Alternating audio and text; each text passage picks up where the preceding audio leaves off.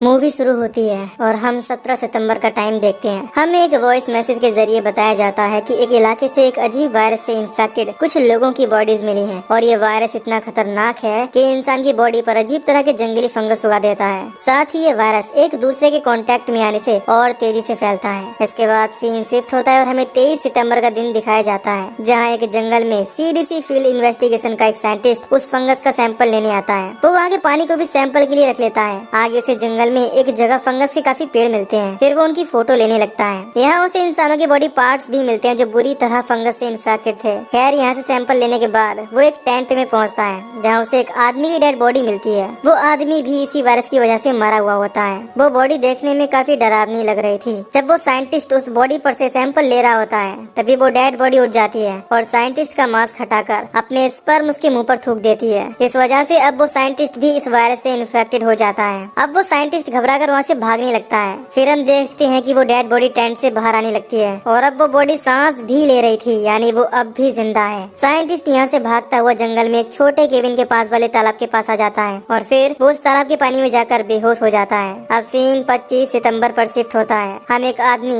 लोएल को देखते हैं जो इसी जंगल में फोटोग्राफी करने आया था। वो यहाँ अपना एक छोटा सा केबिन बनाकर रहता है। फोटो खींचते टाइम उसे जंगल में किसी आदमी की आवाज आने लगती है। लोएल उस जंगल में जाकर भी देखता है, लेकिन उसे वहाँ कोई नहीं मिलता। इसी बीच जंगल में गिर जाने की वजह से उसके पैर में चोट लग जाती है। फिर वो अपनी कार में आकर चोट पर बैंडेज करता है। खैर यहाँ से वो अपने केबिन के पास आ जाता है और ये वही केबिन होता है इसके पास वाले तालाब में साइंटिस्ट होता है। अब लोएल रात गुजारने के लिए आग जलाता है। यहाँ वो अपनी चोट को देखने लगता है। हम देख पाते हैं कि उसका घाव अब सड़ने लगा है, यानी वो भी जंगल में चोट लगने की वजह से इन्फेक्टेड हो गया है, लेकिन उसे इस बारे में कुछ पता नहीं होता। इस वजह से वो उसे इग्नोर कर देता है। तभी उसे जंगल में से जानवरों की आवाजें आने लगती है। वो उन आवाजों की वजह से अपने केबिन में आकर सोने लगता है, लेकिन तभी उसे किसी के चिल्लाने की आवाज आती है। लोएल अपना लालटेन लेकर उस आवाज को देखने जाने लगता है। आगे जाने पर उसे वही साइंटिस्ट दिखाई देता है जो नीचे जमीन पर पड़ा हुआ था। लोएल उसके कपड़े ऊपर करके देखता है तो उस साइंटिस्ट का सर गायब था और उसकी पूरी बॉडी फंगस की वजह से सड़ रही होती है। ये देखकर वो घबरा कर अपने केबिन में आ जाता है। वो ये देखकर काफी डर गया था और वो अब दरवाजे को बंद कर लेता है, लेकिन तभी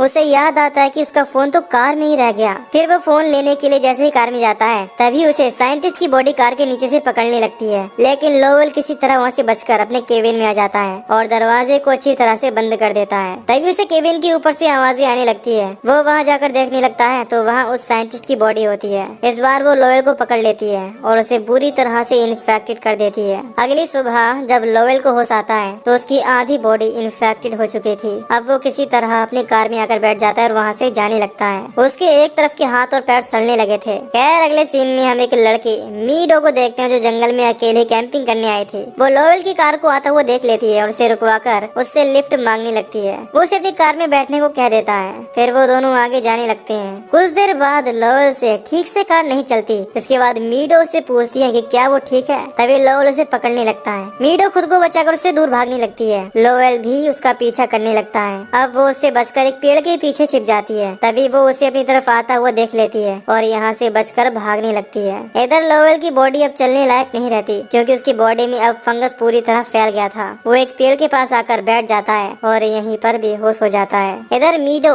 भागती हुई एक घर के पास पहुँचती है। घर के बाहर उसे एक आदमी का कंकाल मिलता है, जिसकी मौत भी फंगस की वजह से हुई थी। वो उसे देखकर घबराने लगती है और घर के अंदर आ जाती है। वहाँ उसे एक लड़की मिलती है जो कि पूरी तरह फंगस से इन्फेक्टेड हो गई थी। वो लड़की देखने में काफी ज्यादा भयानक और खतरनाक लग रही थी। वो लड़की मीडो से हेल्प मांगने लगती है और कहती है कि मुझे मार दो। उस लड़की का नाम वेंडी होता है। वो बार बार उससे रिक्वेस्ट करने लगती है कि वो उसे मार दे। अब मीडो उसकी मदद करने लगती है और वहाँ रखी फ्यूल को उसके ऊपर डाल देती है। इसके बाद वो एक फ्लेयर तो जला लेती है, लेकिन वेंडी को मार नहीं पाती और घर से बाहर आ जाती है। वहाँ उसे एक कार दिखाई देती है जिसमें से उसे एक गन मिल जाती है। इसके बाद वो उस गन से वेंडी को मारने का डिसाइड करती है, लेकिन वो उसके सामने जाकर उसे नहीं मार पाती। अब वो उस गन को वेंडी के हाथ में दे देती है। इसके बाद वेंडी खुद को शूट कर लेती है, लेकिन उसके ऐसा करने से उसके खून की छींटें मीडो के मुंह के अंदर चली जाती हैं, यानी मीडो भी अब इन्फेक्टेड हो गई थी। खैर अब मीडो वापस से कार के पास आ जाती है और फोन को ढूंढने लगती है। उसे वहाँ एक फोन मिल जाता है। वो उससे कॉल लगाने की कोशिश करती है, लेकिन जंगल में नेटवर्क की वजह से कॉल नहीं लग पाती। ये देखकर वो परेशान होने लगती है। तभी वो अपनी कमर पर देखती है कि वो सड़ रही है। इस वजह से वो काफी डर जाती है और वहाँ से भागने लगती है, लेकिन थोड़ा आगे जाने पर ही उसकी बॉडी बॉडी पूरी तरह से इन्फेक्टेड हो जाती है और वो वहीं जमीन पर गिर जाती है, यानी कुछ टाइम बाद उसकी मौत भी हो जाएगी। अब सीन 1 महीने आगे शिफ्ट होता है और हम 22 अक्टूबर को देखते हैं। यहाँ एक कमरे में वेरा नाम की एक औरत को देखते हैं जो अपने घर के अंदर छिपी हुई होती है, क्योंकि एक इन्फेक्टेड बॉडी उसके घर के अंदर आ गई होती है। वो बॉडी उसके कमरे के बाहर ही पड़ी थी। उस बॉडी के पास एक फोन पड़ा होता है। वेरा उस फोन को किसी तरह से उसके पास से उठा लेती है और अपने बेटे थॉमस को मैसेज करने लगती है, लेकिन नेटवर्क की वजह से वो मैसेज सेंड नहीं हो पाता। इस वजह से वो काफी परेशान होने लगती है। कुछ देर में उसका बेटा थॉमस वहाँ आ जाता है। वेरा अपने बेटे से मिलकर काफी खुश होती है।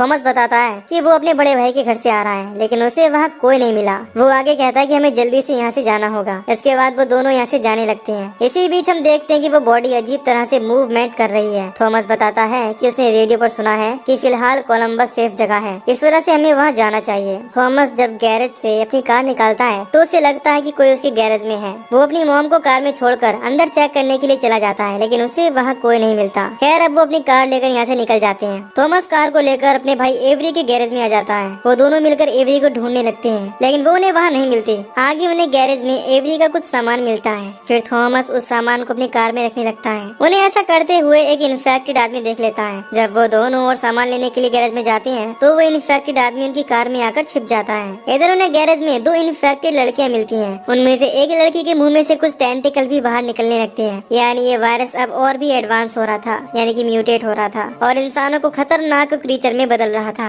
अब वो दोनों उन्हें देखकर काफी ज्यादा डर जाते हैं। इसके बाद थॉमस गैरेज का दरवाजा बंद कर लेता है, इससे वो दोनों लड़कियां उसके अंदर बंद हो जाती हैं। अब वो दोनों कार लेकर वहाँ से दूर निकल जाते हैं। फिर थॉमस कार रोककर रास्ते का मैप देखने लगता है। तभी कार में पीछे बैठा इन्फेक्टेड आदमी उठ जाता है और थॉमस पर अटैक करने लगता है। वो आदमी थॉमस को मार देता है और उसे भी इन्फेक्टेड कर देता है, लेकिन वेरा कार से बाहर निकलकर उससे बच जाती है। सीन यहाँ चेंज होता है और हम एक लड़की सेरेना को देखते हैं जो अपने गैरेज में पैकिंग कर रही होती है। तभी उसकी गैरेज में एक इजराइल नाम का आदमी आ जाता है। वो यहाँ छिपने आया था, लेकिन सेरेना उसे वहाँ रुकने से मना करती है और उसे वहाँ से भेजने लगती है। फिर भी इजराइल उससे यहाँ रुकने की बार बार रिक्वेस्ट करने लगता है और एक स्टूल पर जाकर बैठ जाता है। तभी सेरेना उसके हाथ पर खून लगा हुआ देख लेती है और उससे कहती है कि वो जल्दी से यहाँ से चला जाए, पर इजराइल कहता है कि वो खून उसका नहीं है और न ही वो इन्फेक्टेड है और वो इन्फेक्टेड लोगों से बचकर ही यहाँ छिपने आया है। फिर सेरेना उसे बताती है कि वो अपनी बहन मीडो को ढूंढने जा रही है जो कि जंगल में कैंपिंग करने गई थी, लेकिन दोस्तों हम जानते हैं कि वो तो काफी टाइम पहले ही मर चुकी है। खैर अब इजराइल कहता है कि अगर उसकी बहन काफी टाइम से गायब है तो वो भी इन्फेक्टेड होकर मर गई होगी। यह सुनकर सेरेना दुखी होने लगती है।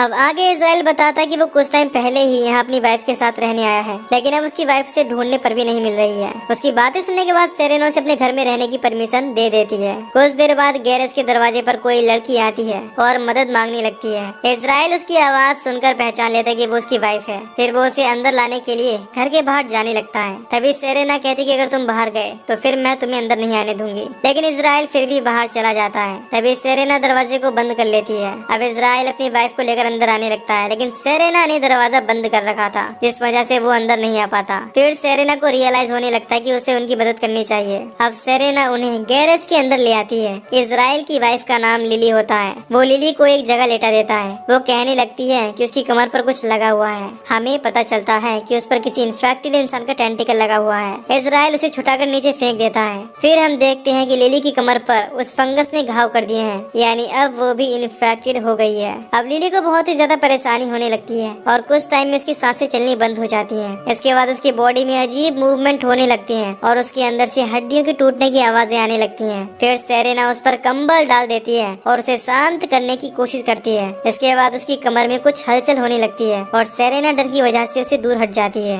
इजराइल उसकी कमर को देखने लगता है। हम देख पाते हैं कि उसकी कमर पर बुरी तरह से फंगस ने कब्जा कर लिया था। इसी बीच हम गैरेज के बाहर एक अजीब तरह के क्रीचर को देखते हैं जो काफी खतरनाक था। सेरेना इजराइल से कहती है कि वो लिली को उठाकर घर से बाहर कर दे। तभी लिली की कमर में से टेंटिकल निकलने लगते हैं। वो टेंटिकल इजराइल के ऊपर भी अपने कुछ अंश छोड़ देता है, यानी अब इजराइल भी इन्फेक्टेड हो गया है। ये देखकर सेरेना और ज्यादा डरने लगती है। तभी लिली के अंदर का वो टेंटिकल काफी बड़ा हो जाता है। उसे देखकर वो जल्दी से गैरेज के बाहर आ जाती है। बाहर उसे वही क्रीचर दिखाई देता है, जिसे देखकर वो बुरी तरह घबरा जाती है और जल्दी से वहाँ से भाग जाती है। अब हमें अगले दिन का सीन दिखाया जाता है। सेरेना एक गाड़ी को लेकर उस इलाके से काफी दूर आ जाती है। उसे रास्ते में वेरा मिलती है। वो दोनों एक दूसरे को पहले से ही जानती थी। सेरेना उससे पूछती है कि क्या वो ठीक है। इस पर वेरा बताती है कि वो ठीक है। खैर सेरेना उसे गाड़ी में बैठा लेती है। इसके बाद वो दोनों वहाँ से जाने लगती हैं। मूवी के आखिर में हमें एक बार और नरेशन सुनाया जाता है, जिसमें पता चलता है कि ये फंगस इंसान की बॉडी को कंज्यूम कर लेता है और उसे एक क्रीचर में बदलने लगता है। साथ ही ये फंगस इंसान के डीएनए को पूरी तरह बदल देता है और तेजी के साथ एक इंसान से दूसरे इंसान में फैल रहा है। और इसी के साथ ये मूवी यहीं पर खत्म हो जाती है। तो दोस्तों, अगर आपको इस मूवी की एक्सप्लेनेशन पसंद आई हो तो वीडियो को लाइक और चैनल को सब्सक्राइब कर दीजिए। बाकी मैं मिलूंगा आपसे न्यू वीडियो में। Till then take care, love you, bye bye.